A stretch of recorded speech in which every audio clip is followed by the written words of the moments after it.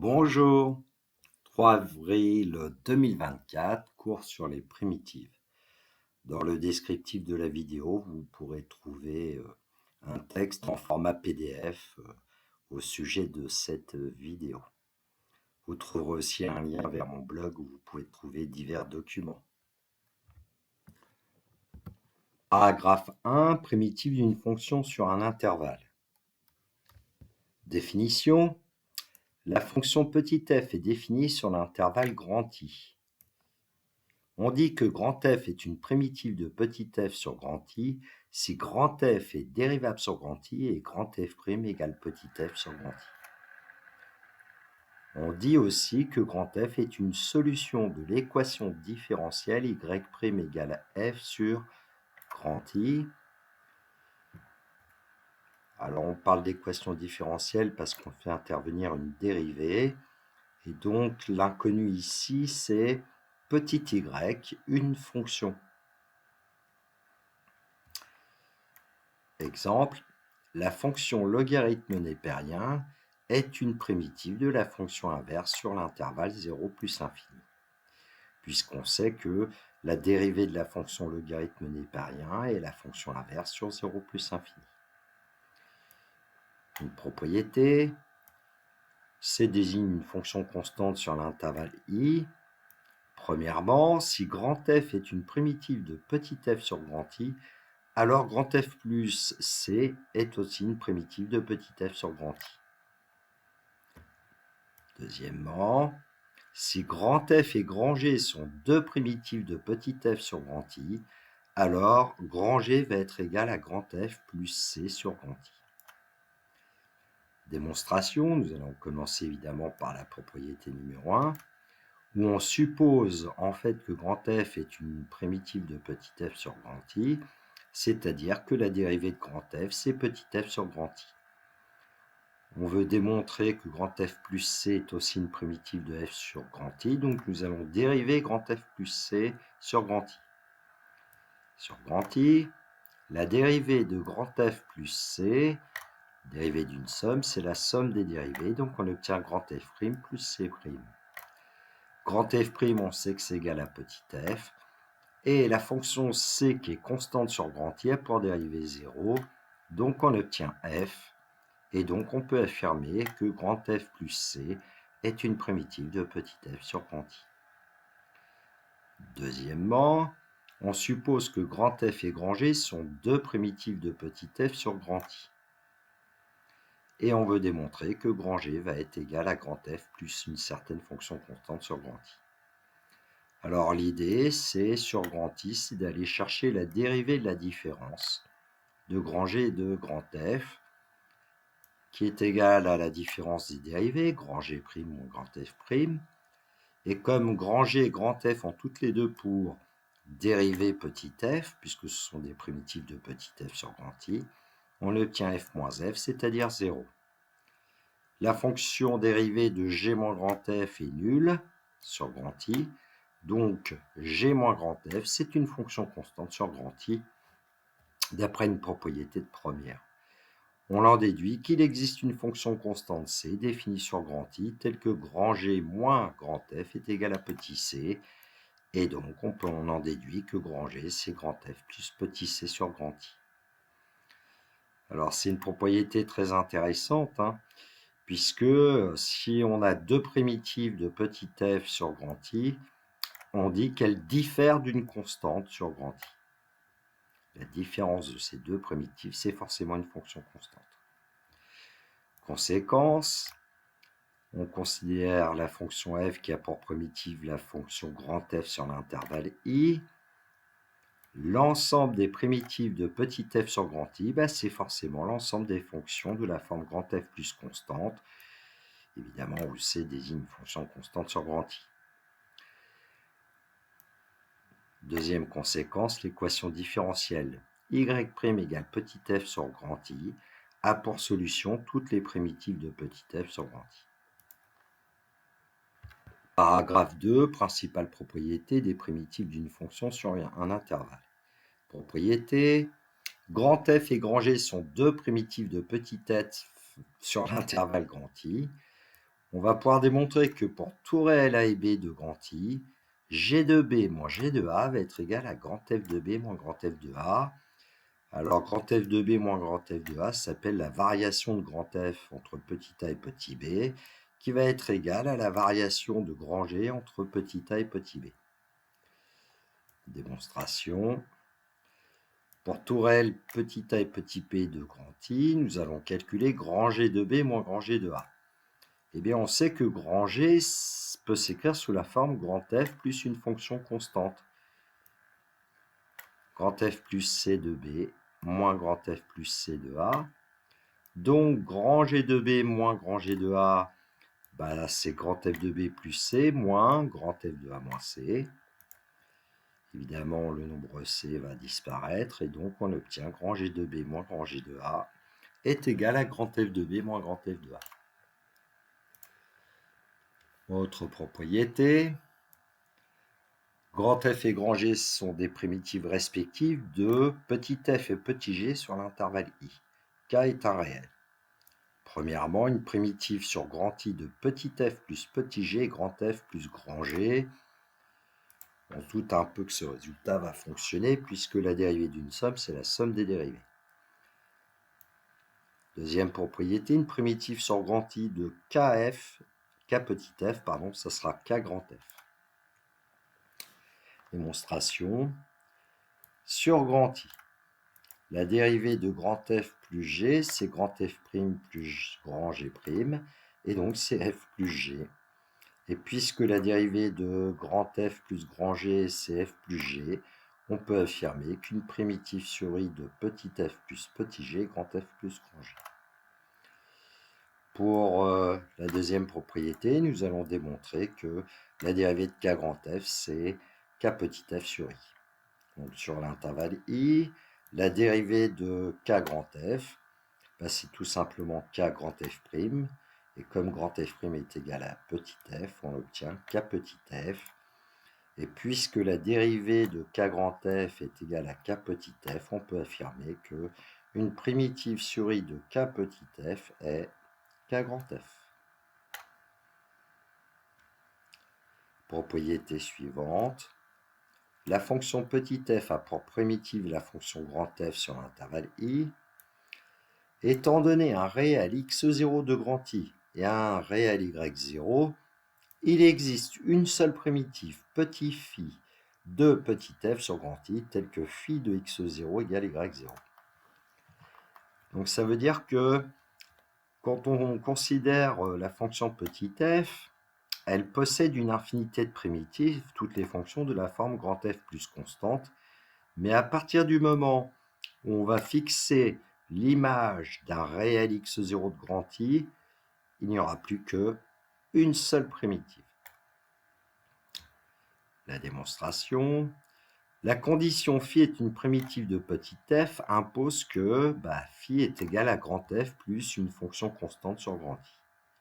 Nous l'avons déjà vu. La condition phi de x0 égale y0 impose que grand F de x0 plus c égale y0. C'est-à-dire, en fait, ici, petit c, si on l'isole, petit c est égal à y0 moins grand F de x0. x0 est fixé, y0 est fixé, donc y0 moins grand F de x0 est fixé. La constante c est donc déterminée de manière unique. Alors, si on veut être plus précis, la fonction phi définie sur grand I par phi de x égale grand F de x plus constante c, la constante c, on l'a trouvée, c'est moins grand F de x0 plus y0. J'ai juste un peu échangé les deux termes que nous avions tout à l'heure. C'est la seule primitive sur grand I de la fonction petit f, telle que phi de x0 est égal à y0. Alors, c'est assez facile de démontrer qu'effectivement, cette fonction grand F de x moins grand F de x0 plus y0 est une primitive de petit f, puisque si on dérive, on obtient grand F' de x, c'est-à-dire petit f de x.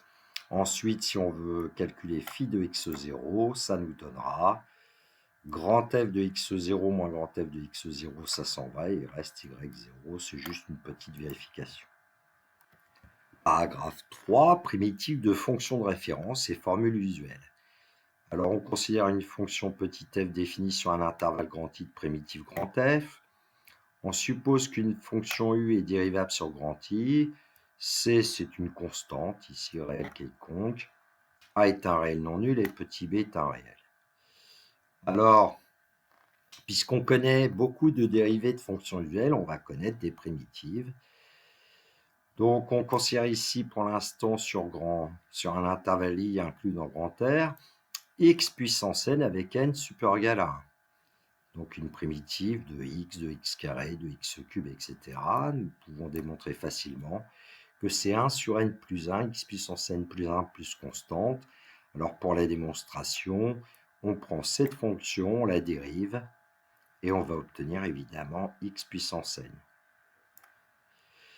Alors sur un intervalle I inclus dans 0 plus infini ou moins l'infini 0 ouvert en 0, on va considérer 1 sur x puissance n avec n supérieur ou égal à 2, attention. Eh bien, on peut démontrer qu'une primitive, c'est moins 1 sur n moins 1, x puissance n moins 1, plus une constante.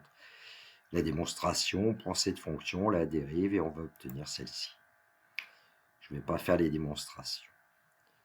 Sur l'intervalle 0 plus l'infini, on sait que 1 sur x a pour primitive ln de x, évidemment ici, plus constante.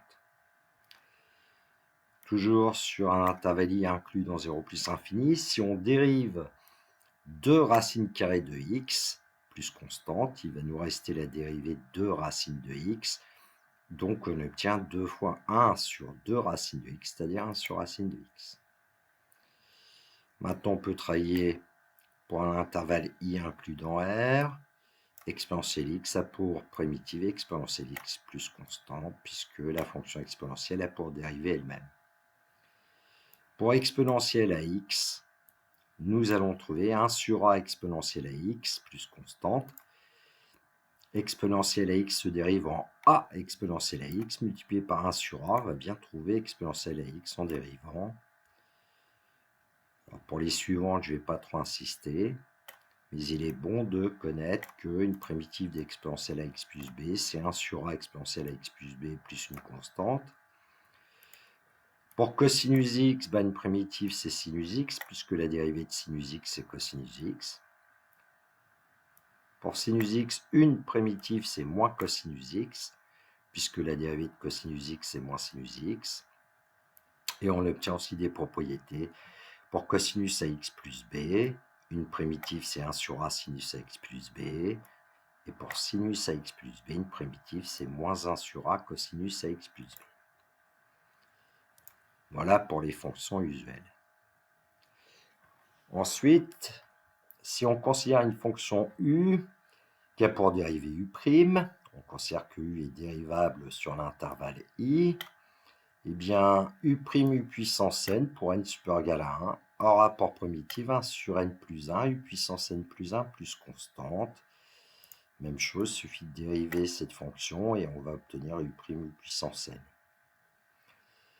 U' divisé par u puissance n pour n supérieur égal à 2, attention, on va obtenir une primitive moins 1 sur n moins 1, u puissance n moins 1. Donc on dérive cette fonction avec le signe moins et on va obtenir cette fonction-là. Si la fonction u est strictement positive sur l'intervalle i, alors u' sur u a pour primitive ln de u. On connaît le résultat, ln de u a pour dérivée u' sur u. U' sur racine carrée de u aura pour primitive 2 racines de u. On dérive 2 racines de u, on va obtenir u' sur racine de u, évidemment, il y a une condition. U doit être strictement positif sur grand I. Et puis pour u' exponentielle u, une primitive, c'est exponentielle u. Pour continuer, je vais vous proposer des tout petits exercices afin d'appliquer ce que nous venons de rencontrer. La fonction petit f est définie sur grand R par f de x égale 2x. Déterminer la primitive grand F de la fonction petit f sur grand R qui prend la valeur 1 en 0. D'après le cours, on sait qu'il y en a une seule. Alors, on sait que pour tout réel x, petit f de x égale 2x. et une primitive de 2x est bien entendu x carré, donc on peut affirmer que grand f de x est égal à x carré plus une constante. À nous maintenant de déterminer la constante. On sait que grand f de 0 égale 1, puisqu'on dit que la primitive grand f prend la valeur 1 en 0. Attention à ne pas échanger les deux nombres. Et puis grand f de x c'est x carré plus c, donc grand f de 0, ça sera 0 carré plus c, qui doit valoir 1, et donc on obtient c égale 1. Finalement, pour tout réel x, grand f de x égale x carré plus 1. Alors ce que je vous conseille, c'est toujours d'essayer de vérifier ce que vous avez obtenu, c'est-à-dire la fonction que vous avez obtenue, grand f de x, vous la dérivez, vous devez obtenir petit f de x, et puis vérifier la condition initiale, grand f de 0 égale 1, ce qui est à peu près immédiat ici. Bon, c'était un exercice très simple a priori. Application 2. La fonction petit f est définie sur grand R par f de x égale 3x carré plus 2x plus 1. Déterminer la primitive grand f de la fonction petit f sur grand R qui prend la valeur 3 en 1. Correction. Pour tout réel x, petit f de x égale 3x carré plus 2x plus 1. Donc nous allons chercher une primitive de 3x carré, une primitive de 2x, une primitive de 1 et ajouter une constante pour avoir grand f de x. Alors c'est très simple puisqu'on sait que la dérivée de x au cube c'est 3x carré. Donc grand f de x est égal à x au cube. La dérivée de x carré c'est 2x, donc une primitive de 2x c'est x carré. La dérivée de x c'est 1, donc une primitive de 1 c'est x, et on ajoute la constante. Voici l'expression de grand f de x. Condition initiale, le grand f prend la valeur 3 en 1. Ça veut dire que grand f de 1 égale 3, et donc en remplaçant dans grand f de x, x par 1, on obtient 1 au cube plus 1 au carré plus 1 plus c égale 3, ce qui va nous donner en fait c égale 0, puisque 3 plus c égale 3.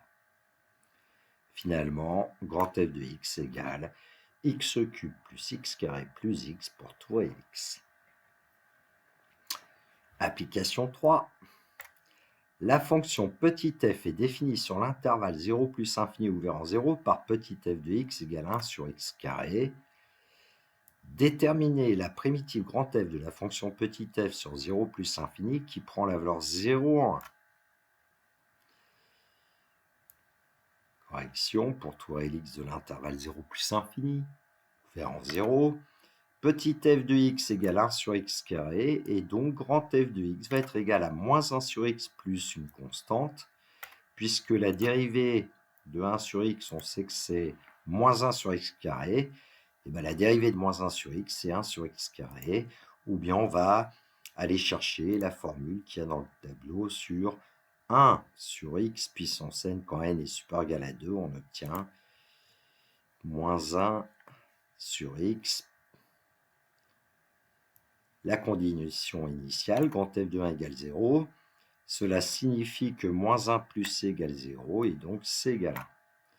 Finalement, pour tout réel x de l'intervalle 0 plus infini ouvert en 0, grand f de x est égal à 1 moins 1 sur x. On peut vérifier facilement la dérivée de 1 moins 1 sur x, c'est 1 sur x carré, et grand f de 1, c'est 1 moins 1 sur 1, ça donne bien 0. Application 4, la fonction grand f est définie sur l'intervalle 0 plus infini ouvert en 0 par grand f de x égale x ln de x moins x. Première question, calculer grand f' de x pour tout réel x de l'intervalle 0 plus infini ouvert en 0. Question 2, que peut-on dire de la fonction grand f pour la fonction logarithme népérien sur l'intervalle 0 plus infini ouvert en 0. Question 3, déterminer la primitive grand G de la fonction logarithme népérien sur l'intervalle 0 plus infini ouvert en 0 qui s'annule en 1. Première question, on veut calculer grand f' de x. Pour tout réel x de 0 plus infini, on sait que grand f de x c'est x ln de x moins x. Alors ici, il s'agit de reconnaître quand même que nous avons affaire au produit de x avec ln de x. Donc nous devons dériver un produit, puis ensuite nous devons dériver moins x. Dériver de moins x, ça sera moins 1, ça ne pose pas trop de problème. Dériver d'un produit, on dérive la première fonction x, on obtient 1, on multiplie par la deuxième, plus on garde la première fonction petit x et on multiplie par la dérivée de la deuxième et la dérivée de ln de x et 1 sur x. Finalement, on obtient 1 multiplié par ln de x, ça donne ln de x, plus, ici on obtient 1 moins 1, et donc on obtient tout simplement que grand f' de x est égal à ln de x. Moralité, question 2, on en déduit que grand f est une primitive de la fonction logarithme népérien sur l'intervalle 0 plus infini ouvert en 0. Question 3, nous voulons trouver la primitive grand G de la fonction logarithme népérien sur l'intervalle 0 plus infini qui s'annule en 1. Bien, nous venons d'en trouver une primitive de la fonction logarithme népérien, c'est grand f de x. Et donc, une autre primitive de la fonction logarithme népérien qui s'appelle grand G, grand G de x, c'est grand f de x plus une constante. On sait que grand G de 1 vaut 0. Donc, on va remplacer dans l'expression qu'on connaît de grand G de x, x par 1. On va obtenir 1 ln de 1 moins 1 plus c. 1 ln de 1 moins 1 plus c. ln de 1 vaut 0, moins 1 plus c vaut 0. On va trouver que c égale à 1. Et donc, on peut conclure, pour tout réel x de l'intervalle 0 plus infini ouvert en 0, grand G de x, c'est x ln de x moins x plus 1. Application 5. La fonction petit f est définie sur grand R par petit f de x égale exponentielle 2x plus exponentielle x. Déterminer la primitive grand f de la fonction petit f sur grand R qui prend la valeur 3/2 en 0. Déjà, cherchons une primitive de petit f. On rappelle que pour tout réel x, petit f de x égale exponentielle 2x plus exponentielle x. Donc, on a besoin de trouver une primitive de petit f. Petit f est sous la forme de la somme de deux fonctions. Donc, une primitive, c'est la somme des primitives. Une primitive d'exponentielle 2x, c'est un demi d'exponentielle 2x. On peut vérifier en dérivant. Une primitive d'exponentielle x, c'est tout simplement exponentielle x, et on rajoute une constante. Donc, grand f de x est égal à un demi d'exponentielle 2x plus exponentielle x plus c. Comme on nous dit que grand f prend la valeur 3/2 en 0, ça veut dire que grand f de 0 égale 3/2. Nous remplaçons dans l'expression que nous venons d'obtenir de grand f de x, x par 0. Ça va de 1/2 de exponentielle 0, c'est 1/2. Exponentielle 0, 1, plus c, égale 3/2. Or, 1/2 plus 1, ça fait 3/2, donc on va trouver c égale 0, et finalement, pour tout réel x, grand f de x égale 1/2 d'exponentielle 2x plus exponentielle x. Vérification, on calcule par exemple grand f de 0 pour trouver 3/2, et ensuite on dérive grand f pour trouver que la dérivée de grand f en x, c'est exponentielle 2x plus exponentielle x. Application 6. La fonction petit f est définie sur l'intervalle moins 1 plus infini ouvert en moins 1 par f de x égale 3x plus 2 divisé par x plus 1 au carré. Première question, trouver les réels petit a et petit b tels que f de x va s'écrire a divisé par x plus 1 plus b divisé par x plus 1 au carré pour tout réel x de l'intervalle moins 1 plus l'infini ouvert en moins 1. Question 2, en déduire une primitive grand f de la fonction petit f sur cet intervalle. Correction. Alors, première question, on nous dit qu'on doit trouver des nombres a et b, des réels, tels que a sur x plus 1 plus b sur x plus 1 au carré égale f de x, c'est-à-dire 3x plus 2 sur x plus 1 au carré. Alors ici, dans le premier membre, nous avons la somme de deux fractions qui n'ont pas le même dénominateur. On va mettre tout le monde au même dénominateur.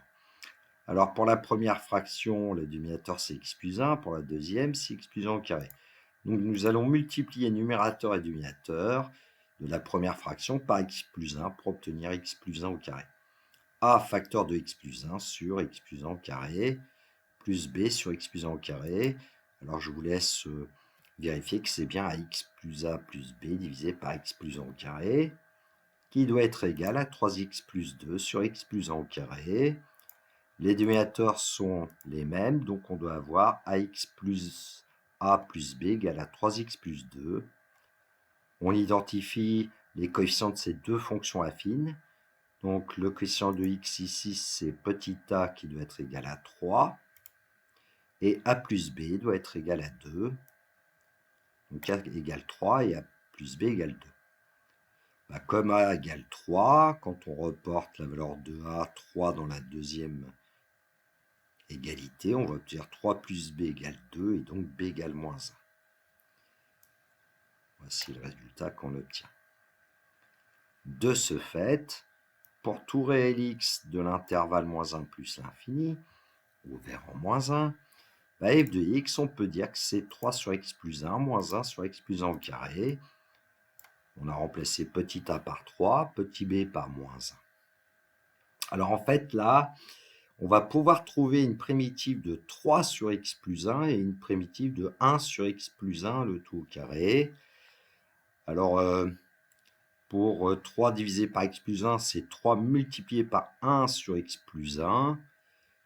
Et donc, on va trouver assez aisément une primitive de 3 sur x plus 1, c'est 3 ln de x plus 1. Et puis, pour moins 1 sur x plus 1 au carré, on va trouver en fait plus 1 sur x plus 1. Je ne vais pas trop détailler le calcul car il s'agit d'utiliser une fonction auxiliaire et pour l'instant, je ne le fais pas. On va le faire dans l'application suivante. Plus c, où c est une constante réelle.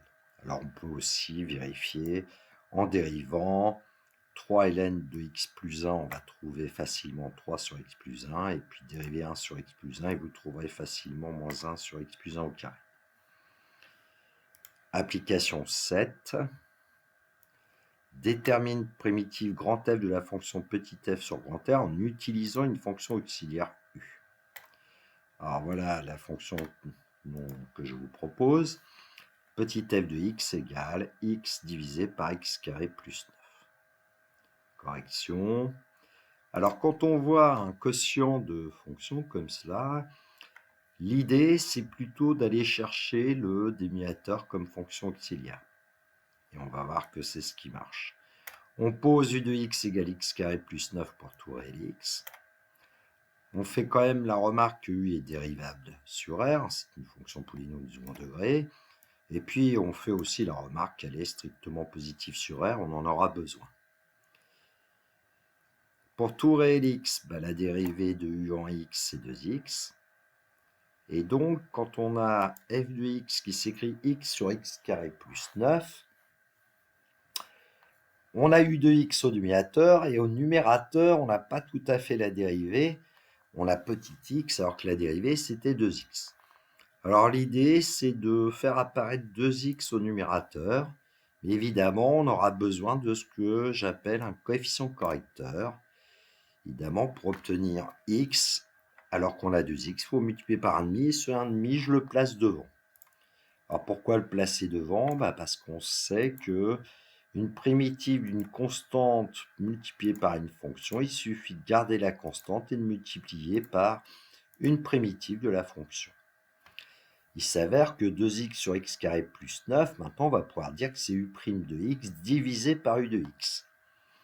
Et donc que petit f s'écrit 1,5 multiplié par u' sur u. Alors u' sur u, lorsque u est strictement positive, sur un intervalle, a pour primitive ln de u. C'est ici qu'on a besoin du fait que u est strictement positif sur grand R. Nous avons fait la remarque tout à l'heure. Et donc on obtient grand F égale 1,5 de ln de u plus une constante. réel. On peut conclure, pour tout réel x, grand f de x est égal à 1 demi de ln de x carré plus 9 plus une constante.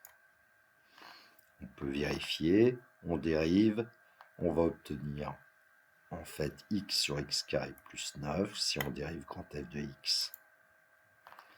À vous de le vérifier. Application 8. Déterminer une primitive grand f de la fonction petit f sur l'intervalle 0 plus infini, fermé en 0, avec f de x égale x au carré divisé par x au cube plus 8 à la puissance 4.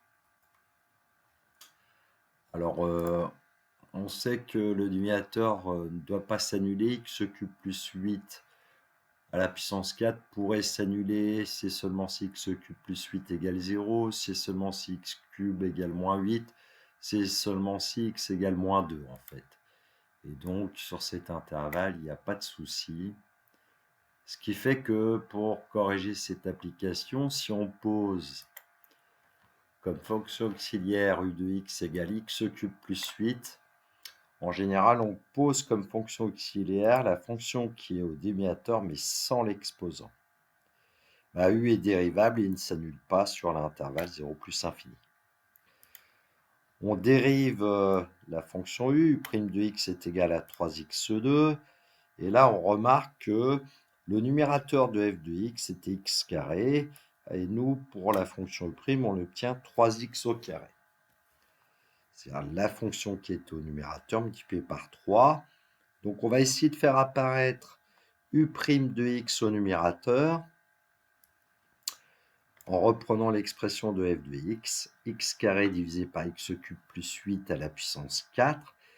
Eh bien, si on fait apparaître 3x2 divisé par x cube plus 8 à la puissance 4, il va falloir qu'on utilise un quotient correcteur qui va être évidemment 1 tiers, puisque 1 tiers fois 3 donne 1 et qu'on avait 1 x carré au numérateur.